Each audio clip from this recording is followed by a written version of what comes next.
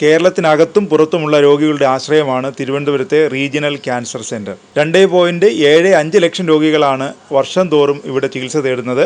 2,58,000 പേർ തുടർ ചികിത്സയ്ക്കും എത്തുന്നുണ്ട്. ക്യാൻസർ രോഗികളുടെ ആരോഗ്യരേഖകളും ലബോറട്ടറി ഫലങ്ങളുമെല്ലാം ഹാക്ക് ചെയ്തു. ഏറെ ആശങ്ക ഉയർത്തിയ വാർത്തയായിരുന്നു ഇത്.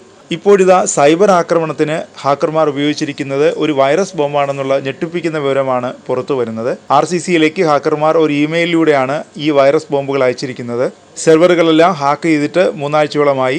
സെർവറുകൾ തകർത്തവരെക്കുറിച്ചുള്ള യാതൊരു അറിവുമില്ലാതെ പോലീസും പ്രശ്നം പരിഹരിക്കാൻ പ്രതിവിധി കാണാതെ RCCയും വലയുകയാണ്. വിദേശ സൈബർ ആക്രമണമെന്നാണ് അന്വേഷണത്തിന്റെ ആദ്യഘട്ടത്തിൽ മനസ്സിലാക്കാനായത്. ഈ നിഗമനത്തിൽ തന്നെയാണ് RCC അധികൃതരും. അട്ടിമറിക്കപ്പെട്ട ചികിത്സാരേഖകൾ തിരിച്ചുപിടിക്കാൻ ഹാക്കർമാരേക്കാൾ വലിയ കമ്പ്യൂട്ടർ വിദഗ്ധരെ എത്തിക്കേണ്ടതുണ്ട്. റേഡിയേഷൻ ഡിപ്പാർട്ട്മെന്റിലെ സോഫ്റ്റ്വെയർ ഉൾപ്പെട്ട 14ഓളം സെർവറുകളാണ് ഹാക്ക് ചെയ്യപ്പെട്ടിരിക്കുന്നത്. സോഫ്റ്റ്വെയർ ഓഡിറ്റിന് ശേഷം സോഫ്റ്റ്വെയർ പ്രവർത്തനം ആരംഭിച്ചെങ്കിലും വീണ്ടും തകരാറിലായെന്നാണ് വിവരം. അതിനുശേഷം സോഫ്റ്റ്വെയർ പ്രവർത്തനം പുനരാരംഭിക്കാൻ ഇതുവരെ സാധിച്ചിട്ടില്ല. സൈബർ പോലീസും IT ഡിപ്പാർട്ട്മെൻറ്റിന് കീഴിലുള്ള കമ്പ്യൂട്ടർ എമർജൻസി റെസ്പോൺസ് ടീമും 20 ലക്ഷം വരുന്ന ഡേറ്റ റിക്കവർ ചെയ്തുവെന്നാണ് വിവരം. അതേസമയം 80 ലക്ഷത്തോളം വരുന്ന രോഗികളുടെ വിവരങ്ങൾ ചോർന്നിട്ടുണ്ടെന്നും സംശയിക്കുന്നുണ്ട്. സോഫ്റ്റ്വെയർ പുനഃസ്ഥാപിക്കാനുള്ള ശ്രമങ്ങൾ ഇപ്പോഴും തുടരുകയാണ്. RCCയിലെ അർബുദ ചികിത്സയും രോഗികൾക്കുള്ള റേഡിയേഷനും അട്ടിമറിക്കുക എന്ന് തന്നെയാണ് ഹാക്കർമാർ ലക്ഷ്യമിടുന്നത്.